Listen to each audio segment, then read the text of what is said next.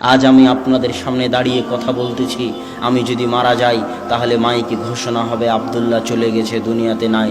অথচ আমার হাত, আমার পা, আমার চুল, আমার নাক, আমার মুখ সব কিছুই আছে। তারপরও মানুষ বলতেছে আমি নাকি চলে গেছি। তার মানে আমি এতক্ষণ যে কথা বলছিলাম, তো আমার ভিতরে একটা রূহ ছিল। ওই রূহটা আমার ভিতর থেকে চলে যাবে। ওই রূহটা যেখানে যাবে সেখানে বিচার হবে। ওই রূহটা যেখানে গেছে সেখানে বিচার হবে।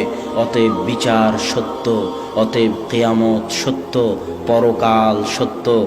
যে আল্লাহ আপনাকে প্রথমবার বানিয়েছে তার জন্য দ্বিতীয়বার বানানো সহজ। তাই বুদ্ধিমত্তার পরিচয় দিন, নিজের জন্য কিছু করুন, নিজের স্বার্থ বুঝতে শিখুন। স্বার্থপর হয়ে নিজের জন্য কিছু করুন। সন্তান সন্ততি মানুষজন বাড়িঘর অনেক করেছেন, এবার একটু পরকাল কিয়ামতে নিজের জন্য কি নিয়ে যাচ্ছেন তা একটু দেখুন। এই জন্যই কিন্তু আল্লাহ আপনাকে সৃষ্টি করেছে, ওমা খালাকতুল জিন্না ওয়াল ইনসা ইল্লা লিয়াবুদুন। মানুষ এবং জিনকে সৃষ্টি করেছি শুধু আমার ইবাদত করার জন্য।